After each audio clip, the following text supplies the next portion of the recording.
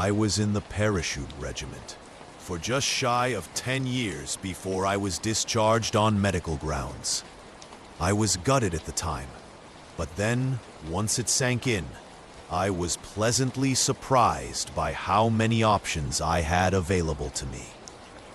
I remember many years before, a friend's dad told me, all you will be able to do when you leave the army is drive lorries and kill people.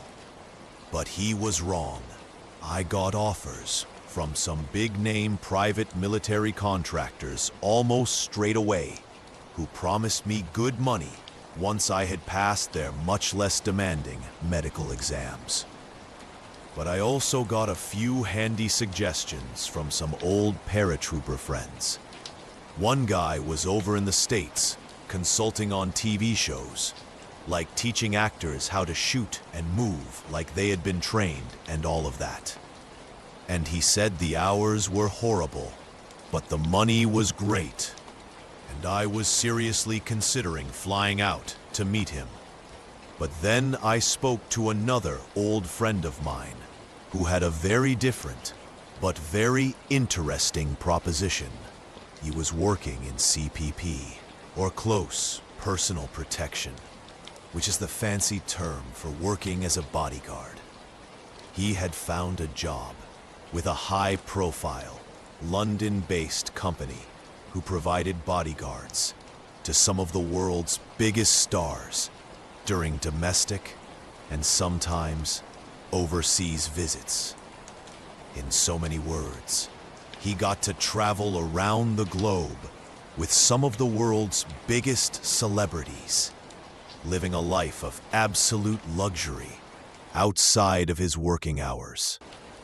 Not every job was like that, of course. Even after just 18 months, he had already been to the Maldives, Singapore, and St. Lucia twice. They fast-tracked ex-military guys, thanks to their discipline, training, and expertise. So I already had a foot in the door. Then a couple of months later, during my first assignment, I was like a duck to water.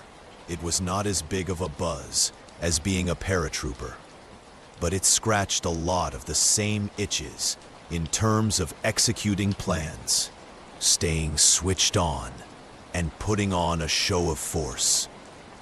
It felt natural. I was good at it, and I have been doing it ever since. But I will not lie, at first, it seemed like proper basic work compared to soldiering.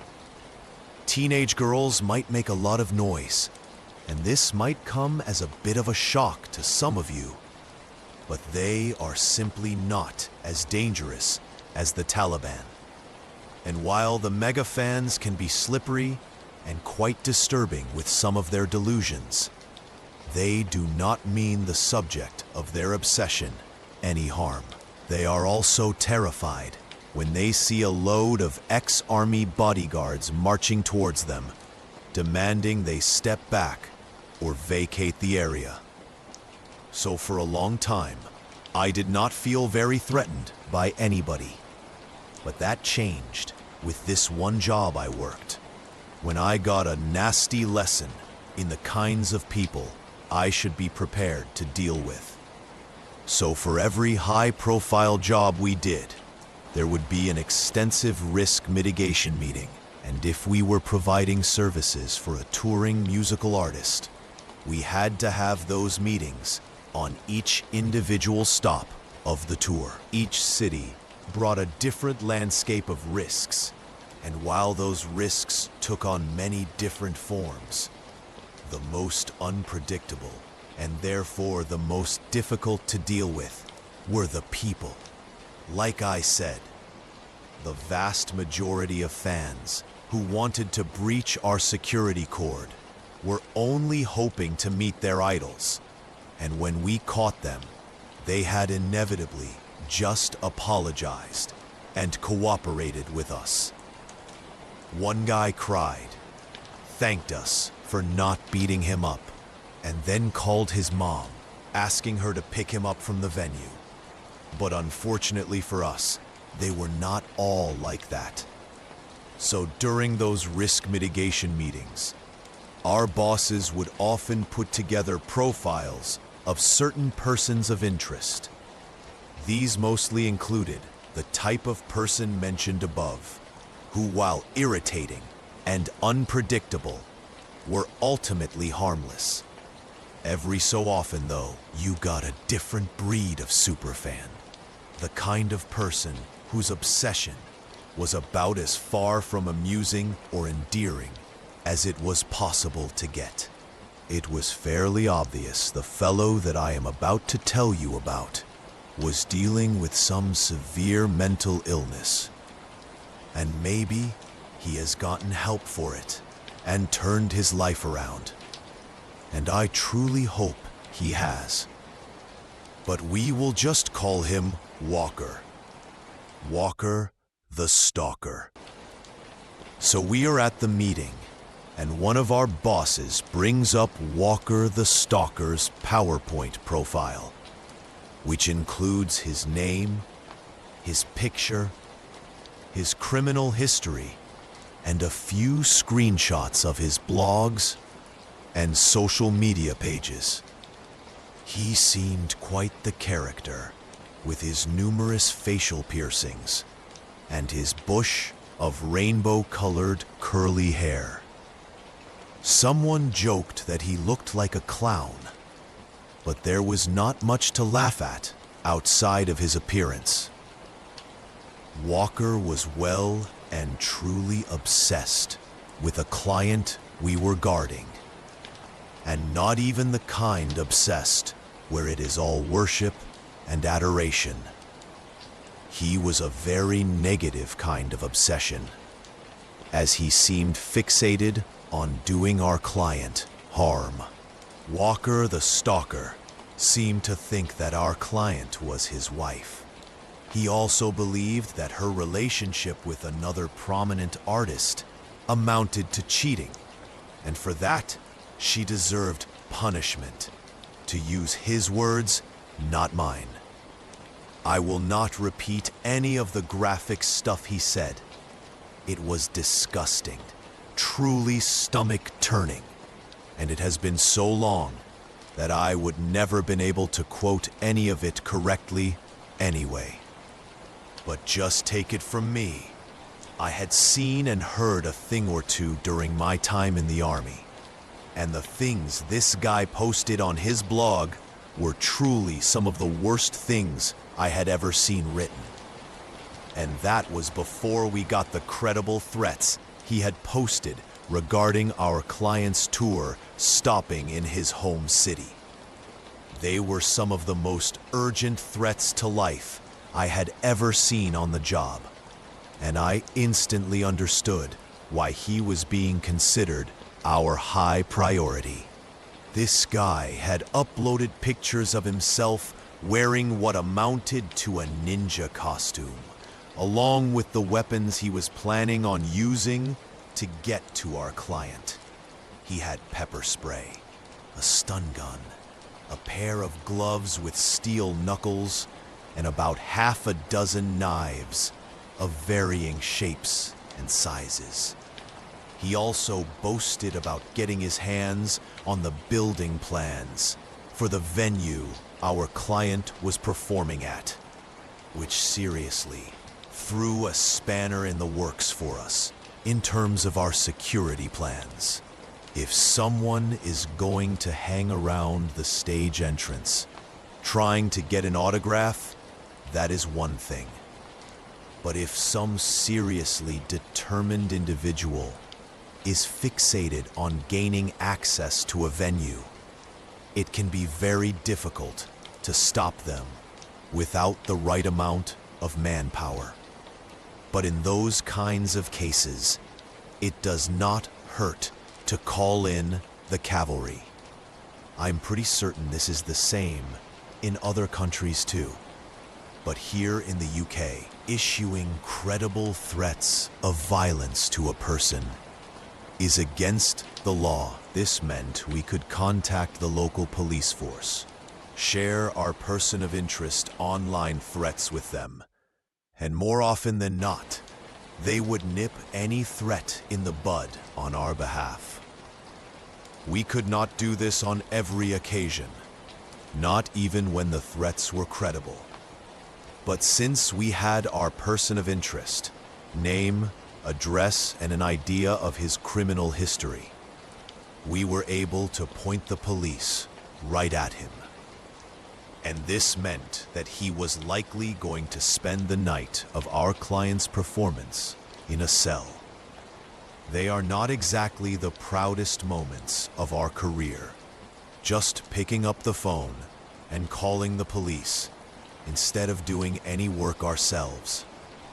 But if it works, it works. So that is what we did. More often than not, within a few hours of making our complaint, we get a call back from the police saying that the person has been dealt with. Most of the time, that meant having a quiet chat with them and warning them that they could be arrested for harassment.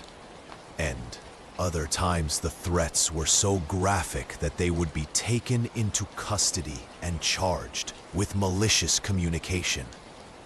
But in this case, when we got our call back regarding Walker the Stalker, we were told he had flown his coop. Police gained access to his property that afternoon after he failed to answer the door. Walker was not there, and his neighbors said they had seen him leaving that morning, wearing his all-black clothing and carrying a large sports bag. If that was true, there was a good chance Walker the Stalker was already in the vicinity of the venue and was simply waiting for the right time to strike. Hearing this sent me and my team into overdrive for a couple of hours. We scoured the surrounding area, performed a full sweep of the venue, and secured all the entrances and exits to ensure nothing had been disabled, damaged, or otherwise tampered with. I hope you are starting to understand what I mean when I say those stalker types could be a proper pain in the ass. All that work just for one single person, and we still were not 100% satisfied once we were finished. In the end, we had to just do our best, stick to our security plan, remember our drills, and then just hope for the best. But then, surprisingly, the entire evening went off without a hitch. We got the client to the venue, ensured a tertiary ring of security, in addition to the venue's own staff and security, and then, once all was said and done, we got her back to the hotel safe and sound. Me and two other guys had agreed to do an all-nighter to keep the client's hotel floor secure. I had been on since midday, but I fancied the overtime, along with some of that fancy hotel room service for supper. The client and her crew's rooms were situated along a VIP corridor on one of the building's top floors. One man was posted on either side in a small landing area with a chair and a locked door. Then the third would patrol the corridor in the wider hotel to ensure everything was as it should be. Since the concert had come and gone without incident, we thought we would probably be in for a quiet night. And for the most part, we were. But it only takes one hot minute for everything to change. And that night was no exception.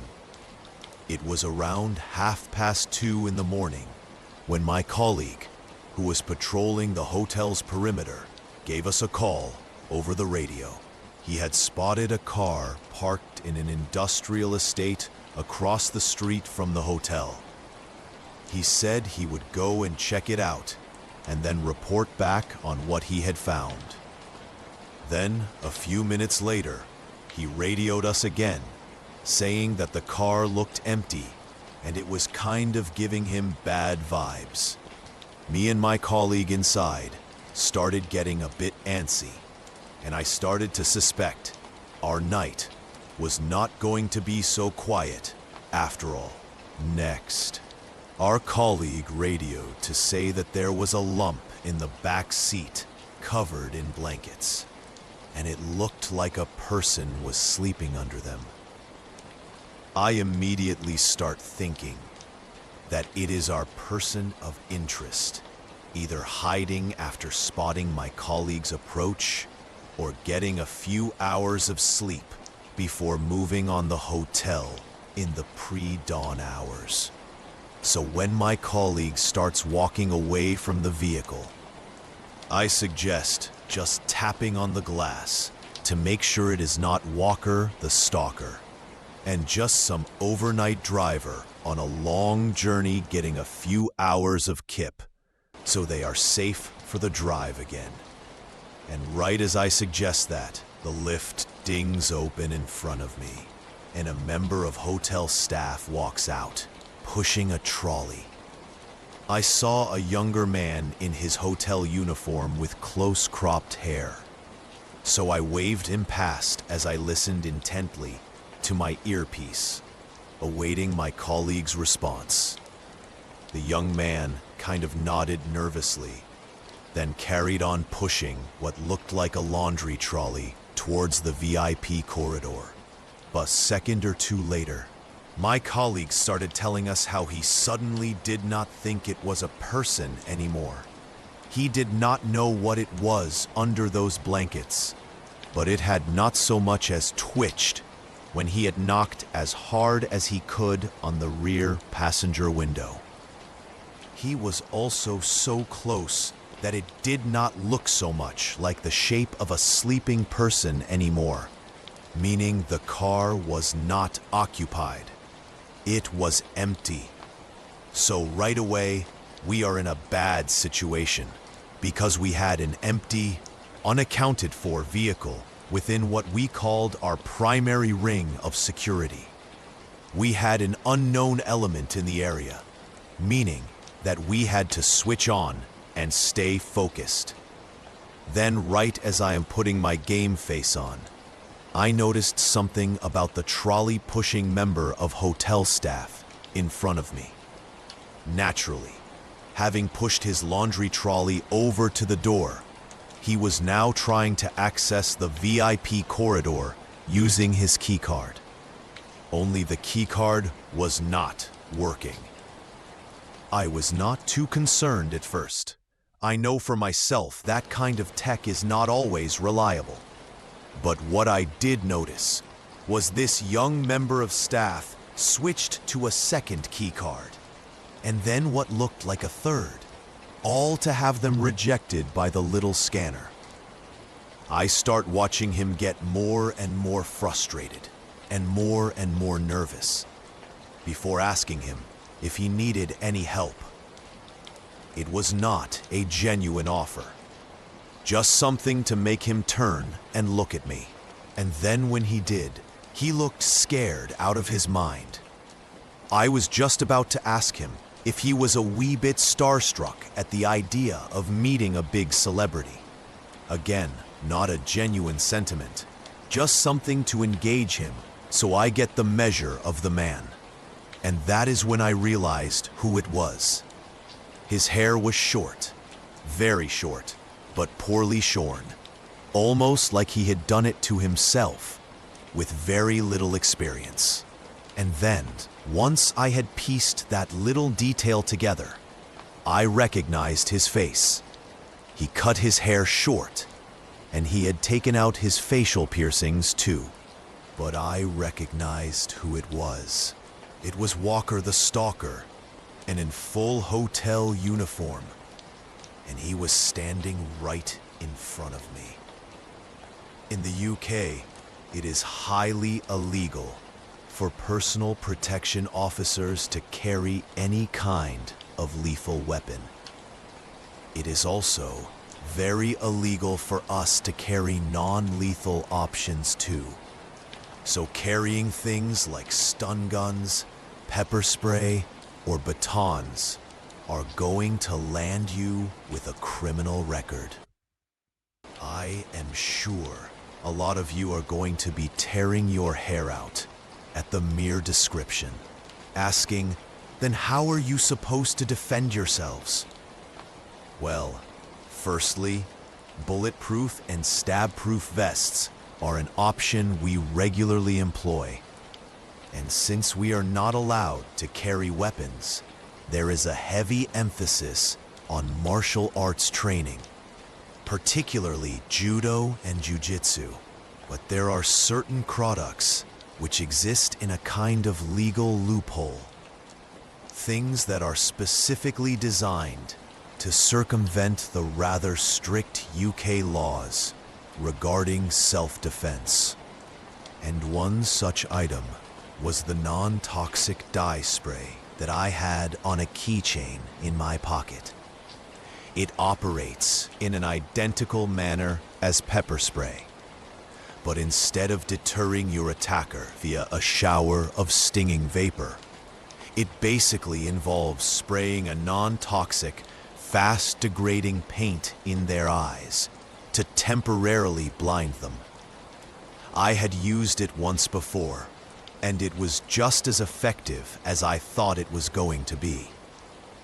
But like a lot of the stuff like that, it is only effective when it works, and whether or not it works depends on who you are using it on, as well as the situation at hand. For instance, when I recognized it was Walker, the Stalker, standing before me, having cut off his hair and taken out his piercings, I instructed him to cease what he was doing, move back into the elevator, and exit before I contacted the police. But Walker, the Stalker, did not like that suggestion, and he tried to argue his point with a zombie knife he had obviously concealed in the cleaning cart he had somehow obtained. I do not know if the terms reached the United States yet, or anywhere else, but here in the UK, the term zombie knife means large knives or small machetes that are often bent, pointed, or otherwise unusually designed. Walker, the Stalker, pulls one out, rushes me with it, but I am prepared to use my dye spray, and when I did, I released a strong stream of it directly into his furious little face. The response was immediate. He was blinded, which he clearly found uncomfortable, but it only made him more furious. On top of that, he knew precisely where I was too, so as he started his charge again, and I attempted to get out of the way, the landing proved too small, and he hit me with a swing of his knife. If it was not for my stab vest, I would 100% be a dead man right now, because the blade hit my chest, but slipped down the material of the vest after slicing through my shirt. But what made me twice as lucky was that Walker's first attack had knocked him completely off balance. This gave me a good opportunity to control him, but Walker was slick.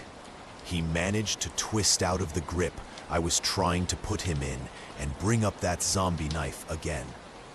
Under any other situation, it would not have been a problem, because I had him from the back. But the bent section of the blade was long enough to reach back and slice into my forehead. Another swing, and he could have had my eye out. So I pushed him forward, backed away, then pressed the emergency button on my radio to quietly call in all available help. I had a colleague come running down from the other end of the hallway, which in turn warned the light sleepers on the VIP corridor that something was happening.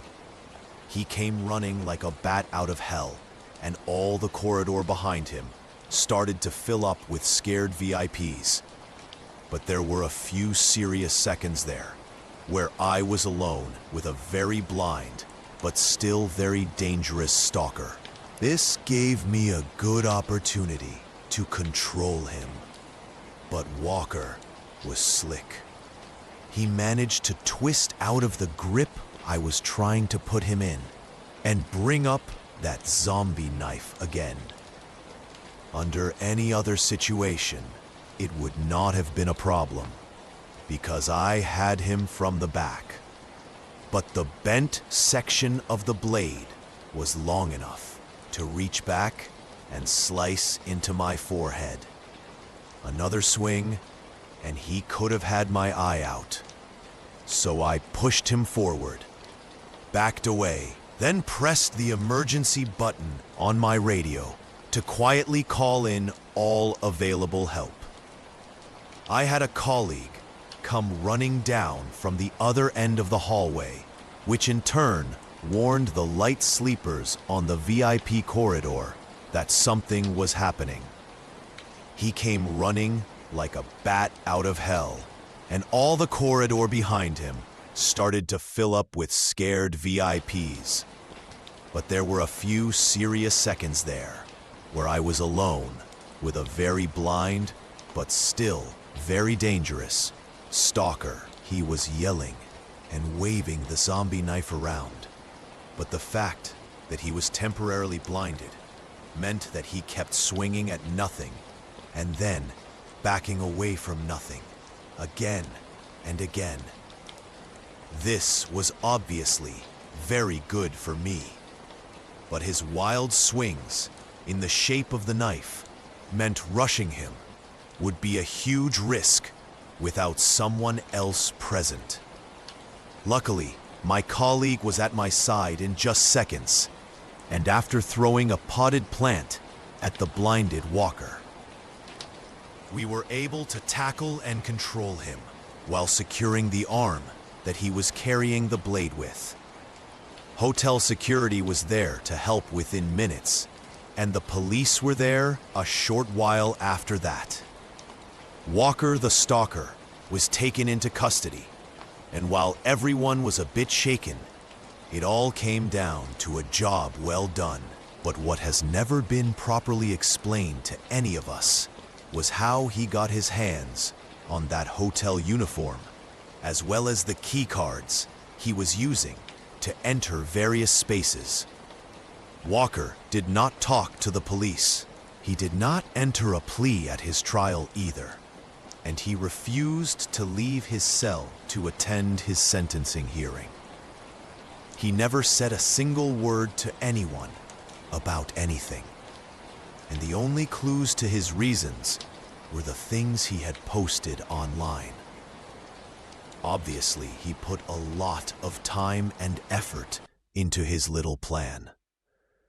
Touring artists post their dates 18 months in advance sometimes, giving creeps like Walker plenty of time to build their little schemes. But how he had managed to find the exact hotel our client was staying in was skill even professionals like me could respect, even if we did so reluctantly. And if his keycard scheme had worked, God knows how he managed to program them. He might have made it all the way to a VIP room, completely unchecked. Because again, dramatically changing his appearance prior to attacking was a cleverly impressive bit of trickery. I feel like this is best ended by going back to my point about how just one single person can cause a terrible lot of trouble for a terrible lot of people. I suppose I should take a bit of comfort in that, because if that was not the case, people like me would be out of a job. But it still sends chills down my spine, knowing there are many more out there, just like Walker, and not all of them are going to fail.